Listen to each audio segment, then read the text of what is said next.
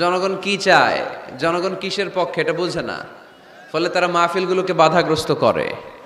আমরা কোরআনের পক্ষে না বিপক্ষে? এই গণজোয়ার কোরআনের পক্ষে না বিপক্ষে? এই জনস্রোত ইসলামের পক্ষে না বিপক্ষে? এই গণজোয়ার আর গণস্রোত প্রমাণ করে এই বাংলার জমিন থেকে ইসলামকে কোনোদিন মিটিয়ে দেয়া যাবে না। যে দেশে আল্লাহু আকবার ধ্বনির সাথে সূর্য উঠে যায়, যে দেশে আল্লাহু আকবার ধ্বনির সাথে সাথে সূর্য ডুবে যায়, সে দেশে আর কিছু থাকবে না থাক, আমার ইসলাম থাকবেই। এদেশে আর কিছু থাকবে না থাক, আমার কোরআন থাকবেই। এদেশে আর কিছু থাকবে না থাক, আমার নবীর ভালোবাসা থাকবেই। আমরা ইসলামের জন্য, কোরআনের জন্য সব বিলিয়ে দিতে রাজি আছি না নাই? কারা কারা রাজি হাত তুলে আল্লাহর দেখায়।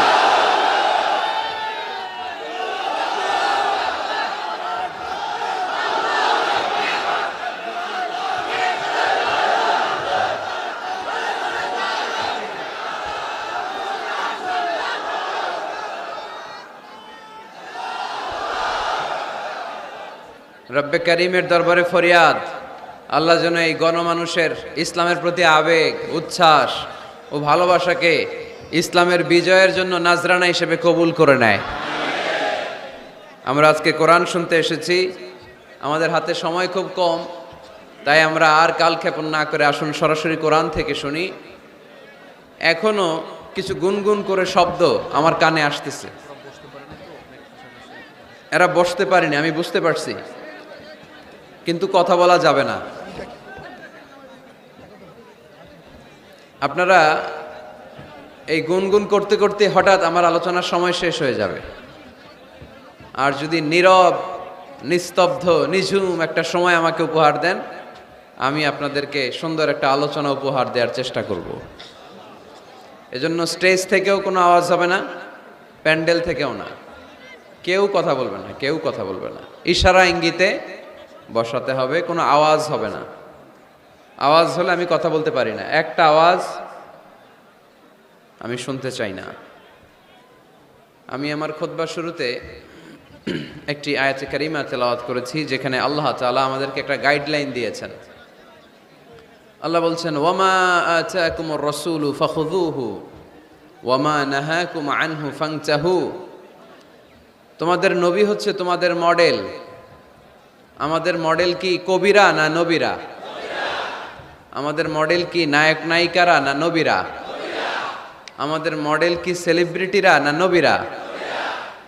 মাদারীপুরের ছেলেরা মনে রাখতে হবে, আল্লাহর হাবিব সাল্লাল্লাহু আলাইহি ওয়াসাল্লাম আমাদের মডেল। তিনি আমাদের কি? তার চেয়ে শ্রেষ্ঠ মানুষ পৃথিবীতে হতে পারে? তার চেয়ে ভালো মানুষ পৃথিবীতে হতে পারে? তার চেয়ে বিশ্বস্ত সত্তা কেউ হতে পারে?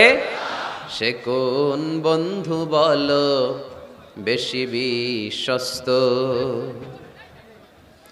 সে কোন বন্ধু বলো বড় বিশ্বস্ত? কার কাছে মন খুলে দেয়া যায়, কার কাছে প্রাণ খুলে দেয়া যায়,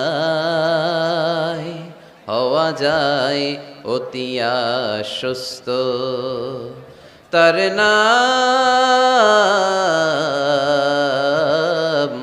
আহমদ বড় বিশ্বস্ত। ঠিক কিনা? আমার হাবিব আমার সবচেয়ে বিশ্বস্ত। তার উপর বিশ্বাস স্থাপন করা যায়, তার উপর ট্রাস্ট করা যায়, কারণ জীবনে কোনোদিন একটা মিথ্যা কথাও তিনি বলেন, জীবনে কোনোদিন কারো অন্তরে তিনি আঘাত দেন, জীবনে কোনোদিন কারো ক্ষতি করা তো দূরের কথা, ক্ষতির চিন্তাও হৃদয়ে আনেন। তাই মডেল হলে এই লোকটাই হওয়া দরকার। ঠিক কিনা? In the long history of the world, there is no instance of magnanimity and forgiveness which was showed by Muhammad sallallahu alayhi wasallam when all of his enemies laid under his feet and he forgave them one and all. পৃথিবীর ইতিহাসে ক্ষমার নজির এরকম কেউ দেখাতে পারে নাই যেটা দেখিয়েছে মুহাম্মদ সাল্লাল্লাহু আলাইহি ওয়াসাল্লাম। তাকে মারার জন্য যারা ষড়যন্ত্র করেছে তাদেরকে পায়ের তলায় পেয়ে তিনি পা দিয়ে পিষে ফেলেন নাই, শেষ করে দেন নাই, তিনি তাদেরকে ক্ষমা করে দিয়েছেন। আল্লাহ রাসূলের একটা পদ্ধতি ছিল, তিনি বদলা নিতেন না, তিনি বদলে দিতেন। আমরা কি বদলা নেব নাকি বদলে দিব? মাদারীপুরের ভাইয়েরা এই কথাটা আজকে মুখস্থ করে নিয়ে যাবেন। আমরা কখনো বদলা নেই না, আমরা আমাদের আচরণ ভালোবাসা দিয়ে গোটা সমাজকে বদলে দেই, ঠিক কিনা? যুগ জামানা পাল্টে দিতে চাই না অনেকজন, এক মানুষই আনতে পারে জাতির জাগরণ। এক মানুষই বিপদকালে বাঁচায় কাফেলায়, ক্ষুদ্র ডিঙ্গি বাঁচায় জাহাজ অসীম দরিয়ায়। এজন্য সমাজ পরিবর্তনের জন্য হাজার হাজার লোক দরকার নেই, একটা ওমরের দরকার। কয়টা ওমরের দরকার? একটা ওমরই গোটা বিশ্বকে সোজা করে ফেলবে, ঠিক কিনা? এজন্য আল্লাহর হাবিব ছিলেন তেমন একজন মানুষ যিনি গোটা বিশ্বকে সভ্যতা ভালোবাসা দিয়ে আলিঙ্গন করেছেন। ওনাকে মারার জন্য যারা ষড়যন্ত্র করেছে তাদের জন্য তিনি বুক পেতে দিয়েছেন। As a father, as a teacher, as a commander, as a lawgiver, as a lawmaker, as a reformer of the society, as a messenger, Muhammad is the superman of the world. স্বামী হিসেবে, বাবা হিসেবে, মানুষ হিসেবে, নেতা হিসেবে, নবী হিসেবে তিনি গোটা বিশ্বের জন্য একজন সুপারম্যান। যার পরশ পেলে, যার সোনালী পরশ পেলে কাফেরগুলো কালিমা পড়ে মুসলমান হয়ে যায়। যার নুরানি চেহারা দেখলে নাস্তিকগুলো মুহূর্তেই আস্তিক হয়ে যায়। যার কণ্ঠের সুমধুর ঝংকারের তেলাওয়াত শুনলে মানুষগুলো পাগল পাড়া হয়ে যায়। এজন্য মডেল হলে তিনিই আমাদের মডেল। শাহরুখ খান, আমির খান, সালমান খান, কোনো ক্রিকেটার, কোনো নায়ক নায়িকা, গায়ক গায়িকা, সেলিব্রিটি আমাদের মডেল নয়। আমাদের মডেল হচ্ছে মুহাম্মদ সাল্লাল্লাহু, আমাদের সেলিব্রিটি হচ্ছে মুহাম্মদ সাল্লাল্লাহু। We are the follower of Muhammad, we are the fan club of Muhammad. আমরা সবাই আল্লাহর হাবিব মুহাম্মদ সাল্লাল্লাহু আলাইহি ওয়াসাল্লামের ফ্যান। আমরা সবাই আল্লাহর হাবিব মুহাম্মদ সাল্লাল্লাহু আলাইহি ওয়াসাল্লামের ফলোয়ার, ঠিক কিনা? ওনার ফলোয়ার হয়েই আমরা শেষ নিঃশ্বাস ত্যাগ করতে চাই। পৃথিবীর কোন শক্তি ওনার প্রতি ভালোবাসা, আস্থা আর বিশ্বাস আমাদের অন্তর থেকে 1 ইঞ্চিও কমাতে পারবে না। উনি জানিয়ে এসেছেন এতে কল্যাণ, এতে বরকত। এজন্য আল্লাহ একটা গাইডলাইন দিলেন আমাদেরকে, বললেন ওয়ামা আতাকুমুর রাসূলু ফাখুযুহু ওয়ামা নাহাকুম আনহু ফান্তাহু। তোমাদের হাবিব যাদেরকে তোমরা ফলো করো, তোমাদের প্রিয় নবী, দ্য লাস্ট মেসেঞ্জার মুহাম্মদ সাল্লাল্লাহু আলাইহি ওয়াসাল্লাম, তিনি হচ্ছেন তোমাদের মডেল।